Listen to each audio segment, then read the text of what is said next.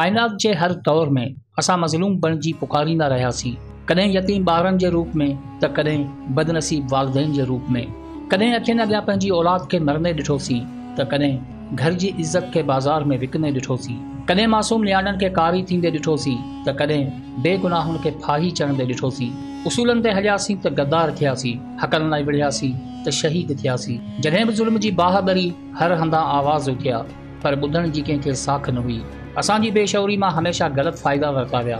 असांजे जज़्बनि, असांजे रवैयनि, असांजी सक़ाफ़त ऐं असांजी बेशौरी खे इस्तेमालु करे अक्सर वक़्त जे हाकमनि पंहिंजे फ़ाइदनि लाइ इस्तेमालु कयो। वॾेराई निज़ाम में पिसजी असां पंहिंजी तइलीम खे तबाह कयो, शऊर खे तबाह कयो, एतिरे क़दर जो पंहिंजे नसल खे तबाह कयो। हिते जहालत जी अक्सरियत एतिरी त डिघी आहे जो शऊर जी सुई ॾिसण में ई कोन थी अचे।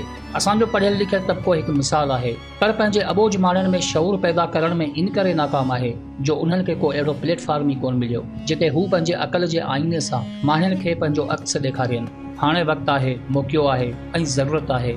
अचो त गॾिजी सोशल मीडिया ते पंहिंजी सिंधी कम्यूनिटी खे वधायूं। अचो त गॾिजी हिकु आवाज़ बणिजी पंहिंजे अबोज माण्हुनि में शऊर पैदा कयूं। अचो त गॾिजी ज़िंदगी जा उसूल बयानु कयूं। अचो त गॾिजी पंहिंजे नए नसल खे ॿुधायूं त तव्हांजी मंज़िल वॾेरे जी औताक या पंहिंजी स्किल जी नौकरी न, त तव्हां जूं नज़रूं तरक़ी जी नई राह ते हुजनि, जिते साइंस हुजे, अदब हुजे ऐं फ़न हुजे, इल्म जो उहो आईनो हुजे जंहिंजो हर अक्स हिकु नई मंज़िल हुजे। अचो त गॾिजी हिन जदीद टेक्नोलॉजी जे दौर में मिस्टर सिंधी खे उहो प्लेटफॉर्म बणायूं जितां निकिरंदड़ हर लफ़्ज़ सिंध लाइ नओं महाज़ हुजे ऐं दुनिया लाइ हिकु नओं पैगाम हुजे। तव्हां दोस्तनि जो साथ खपे, रस्तो डिघो आहे पर मंज़िल यकीनी आहे। मिस्टर सिंधी खे वधायो, सिंध जे शऊर खे वधायो।